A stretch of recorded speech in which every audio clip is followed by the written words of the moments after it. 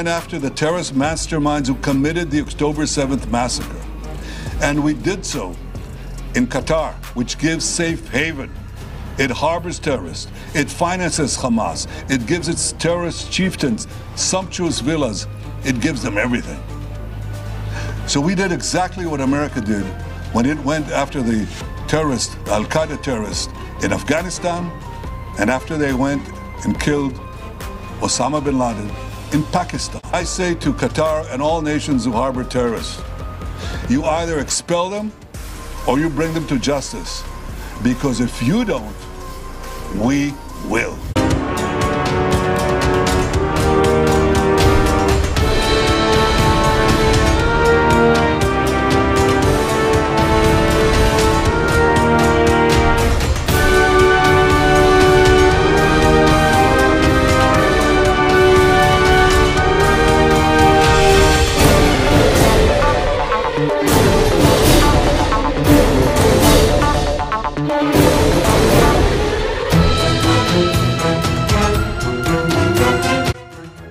नमस्कार, आप देख रहे हैं वर्ल्ड अफेयर्स और मेरा नाम है पीयूष। आज हम बात करेंगे इजराइल का जो कतर पर अटैक हुआ है। दुनिया इस वक्त एक बड़े भू राजनीतिक संकट की तरफ बढ़ रही है और इजराइल और कतर के बीच छिड़ा विवाद अब सीधे संयुक्त राष्ट्र सुरक्षा परिषद यानी कि UNSC तक पहुंच गया है। और इस आपात बैठक में पाकिस्तान और अल्जीरिया के बयानों ने नई बहस छेड़ दी है।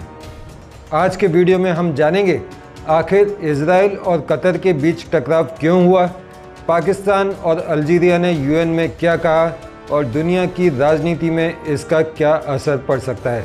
तो चलिए शुरू करते हैं।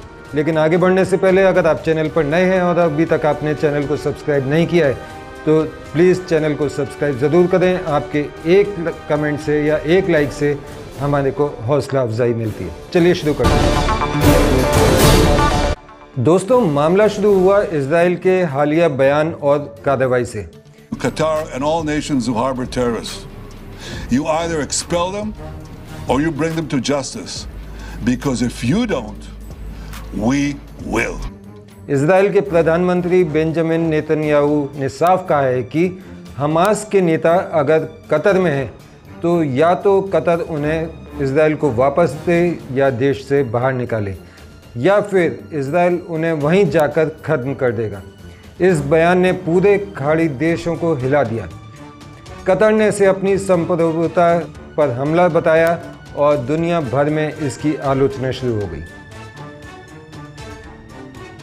इस स्थिति को देखते हुए संयुक्त राष्ट्र सुरक्षा परिषद UNSC ने एक आपात बैठक बुलाई। यहीं से पाकिस्तान और अल्जीरिया की भूमिका सामने आई। In our view, it is unacceptable, indeed ludicrous, for an aggressor, an occupier, a serial violator of UN Charter and international law, that is Israel, to abuse this chamber and disrespect the sanctity of this council. And this is not the first time. And by pointing fingers on others, baseless assertions primarily aimed at masking its own illegal actions and violations of international law. But that's not at all surprising. It is an occupier that does not listen to anyone, that does not pay heed to any advice, even from its friends.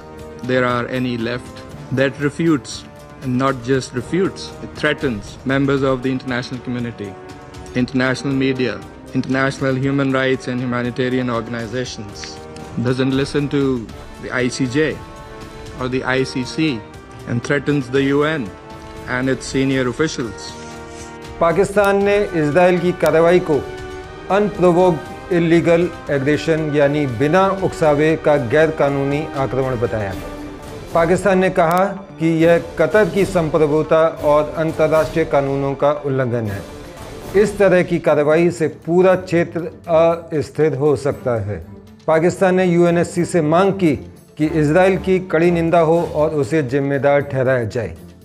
सीधे शब्दों में पाकिस्तान चाहता है कि अंतर्राष्ट्रीय समुदाय Israel के खिलाफ स्पष्ट रुख ले।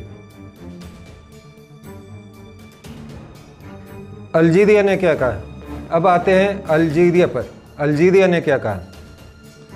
In addition to the endless record of their systematic violations of international law,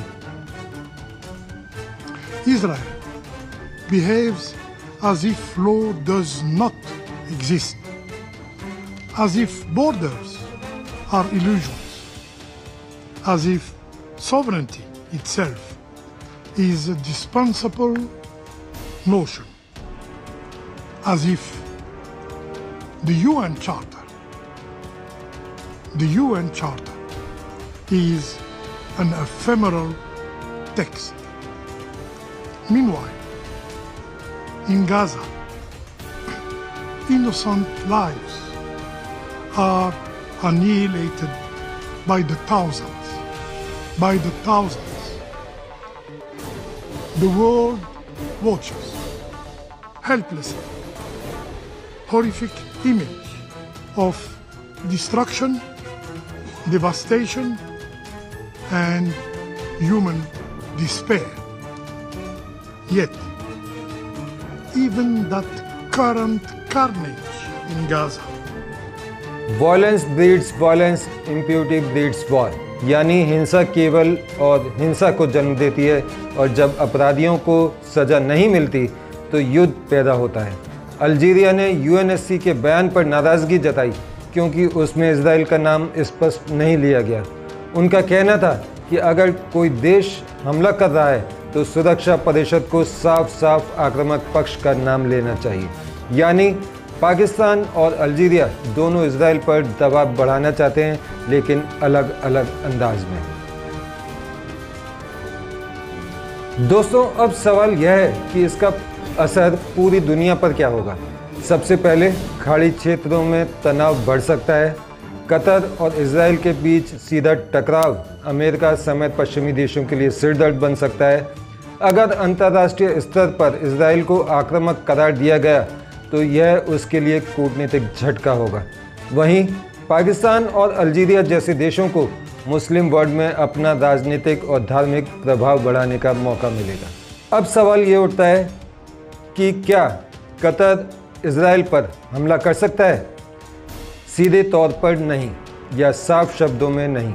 उसका कारण यह है कि कतर में अमेरिका का एक बहुत बड़ा आर्मी बेस है जहां पर 10,000 अमेरिका के सैनिक मौजूद हैं। एयर डिफेंस, फाइटर प्लेन सब कुछ अमेरिका के हैं, और ऐसे में कतर इतनी हिम्मत नहीं करेगा कि वो इजराइल के ऊपर अटैक कर दे। रही बात कि क्या सारे खाड़ी देश मिलकर, जैसा कि पाकिस्तान की अपील है कि सारे मुस्लिम देश मिलकर इजराइल के ऊपर हमला कर दें एक साथ, क्या ऐसा पॉसिबल है? ये भी पॉसिबल नहीं है। उसका रीज़न ये है कि जो खाड़ी देश हैं, ख़ास तौर से संयुक्त अरब अमीरात और सऊदी अरब, ये दो देश इतने बड़े हैं जो वहाँ पर अपनी इकोनॉमिक पावर भी रखते हैं, जिन्होंने अब्राहम अकॉर्ड साइन किया हुआ है, और वो चाहते हैं कि उनके रिश्ते इजराइल से बेहतर हों, सुधरें, और वो नहीं चाहेंगे कि वो इस लड़ाई में डायरेक्ट कूदें। तो दोस्तों, ये थी पूरी कहानी। इजराइल और कतर का नया विवाद, पाकिस्तान और अल्जीरिया के यूएन में कड़े बयान, और आने वाले दिनों में बदलता भू राजनीतिक माहौल। आपको क्या लगता है, क्या संयुक्त राष्ट्र इजराइल के खिलाफ कोई सख्त कदम उठा पाएगा, या फिर यह मामला सिर्फ बयानों तक ही सीमित रह जाएगा?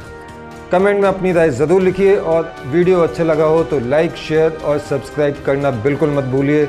मिलते हैं अगले वीडियो में किसी नए टॉपिक के साथ। तब तक के लिए मुझे आज्ञा दीजिए। नमस्कार, जय हिंद।